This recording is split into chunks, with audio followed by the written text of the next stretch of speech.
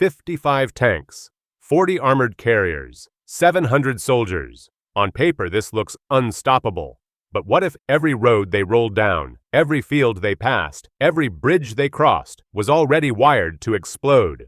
Within minutes of crossing the front line, this column found itself inside a landscape that wasn't farmland anymore. It was a weapon. And by the time the first tank was hit, retreat was no longer an option. What exactly happened in those 8 minutes that turned an armored spearhead into wreckage? Before we move on, please take a moment to subscribe to the channel and like the video. At 7:45 a.m., 55 tanks roared forward in tight formation, their tracks grinding across what looked like open farmland. But the soil beneath them was not farmland anymore. For 2 weeks, Ukrainian engineers had been out on this ground under cover of darkness, turning 3 square kilometers into something far more dangerous. Every stretch of dirt path, every culvert, every hedgerow had been wired, not at random, but in layers, each designed to trigger under exact conditions. What looked like ordinary flat terrain was now a complex trap, waiting for the heavy steel weight of armored vehicles to press down and set it all in motion. The men who dug and laid these mines worked with precision. They buried pressure plates deep enough that aerial reconnaissance would miss the telltale lines of disturbed soil. They installed directional anti-tank charges pointed at natural choke points. They placed seismic sensors just under the surface, machines sensitive enough to feel tracked vibrations from almost 30 feet away. If a tank drew that close, the sensors would automatically feed the signal into hidden detonators connected to primed warheads. In some lanes, TM-83 directional mines sat waiting, designed to fire jets of molten metal strong enough to punch through the thickest armor plating. Beside them, pressure mines like the TM-62 waited for the simple weight of a passing vehicle to crush the fuse beneath. Other rows of charges were wired for manual command, so an operator could trigger a detonation at exactly the second the formation entered a target zone. From the turret hatches, the North Korean crews saw only patchwork agricultural land. Tire tracks from farmers still cut through the fields.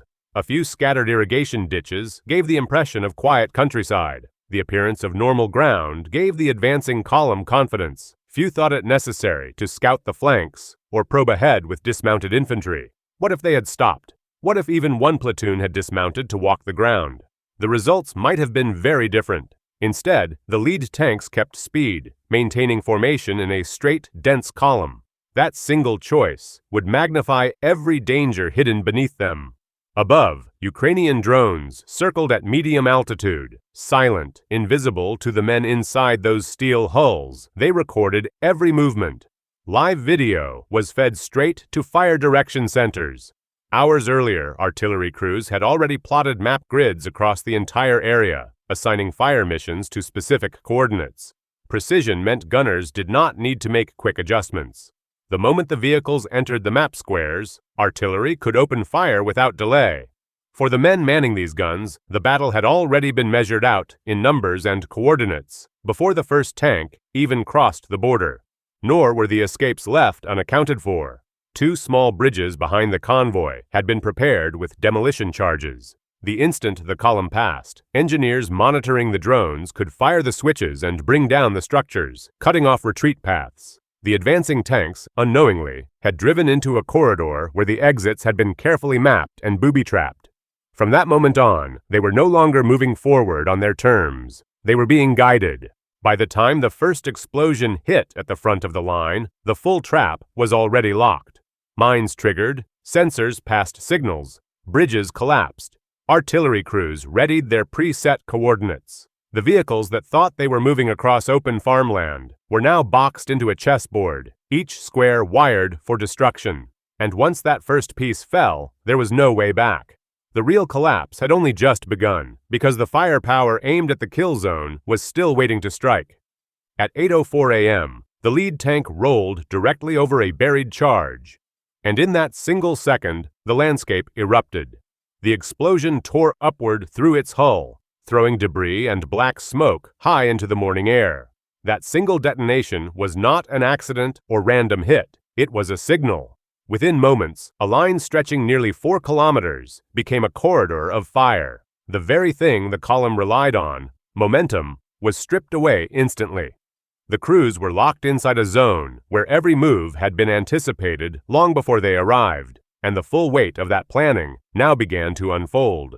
Behind the smoking lead vehicle, Ukrainian TB2 drones moved into action. Flying patterns that kept them at safe altitude, they hunted the supply trucks and radio relays in the rear. Their strikes came quickly, small missiles piercing fuel carriers and command vehicles. Radios went dark, supply trucks burned, ammunition trucks became fireballs that illuminated the sky. In minutes, the North Korean spearhead had its nerves and arteries cut. With communication destroyed at the back, orders could not reach the front, and men inside the stalled tanks could no longer coordinate. The drones had silently sliced the column into isolated pieces before they even realized it. Across the middle of the formation, panic began to feed on itself. Tank drivers tried to maneuver around the sudden wrecks in front of them, but in the narrow corridor, every swerve only created fresh jams. A single immobilized vehicle forced others behind it to brake abruptly, causing them to collide with one another or stall in place. Within 5 minutes, the neat spacing collapsed into scattered choke points where tracked vehicles blocked the path for all others. Engines revved and gears shrieked, but the steel mass could no longer advance or retreat. The perfect conditions for a kill zone had been achieved. It was then that infantry moved. Lying quiet in drainage ditches for hours, small Ukrainian teams stood up with launchers already on their shoulders. At close range, they could target weak points, side armor, rear exhausts, or exposed turrets. Rockets streaked across short distances, smashing into vehicles that could not swing their main guns fast enough in such close quarters. Crews inside never saw who fired at them. To the front, the minefields held them. To the back, the destroyed bridges ended retreat. And now at the sides, infantry punches came from men hidden in the terrain itself. Imagine if the convoy had tried to reverse. Even before that thought could spread through the column, both bridges they had crossed just minutes earlier were gone, torn to pieces by timed detonations. What had looked like escape routes were now deep cuts over water barriers. Reversal meant immovable wrecks at every span, with artillery shells already raking the approaches. That option was gone before they even considered it. Preset artillery began landing across the rear. Ukrainian fire controllers did not even need corrections. Coordinates had been rehearsed days earlier, and shells fell with exact timing. Trucks carrying more troops, guns, and logistics vehicles exploded in sequence as the barrage spread rearward. The sound of incoming shells merged with drone strikes overhead and rocket fire from the ditches. In the front, more tanks ground to a halt as charges triggered beneath their tracks.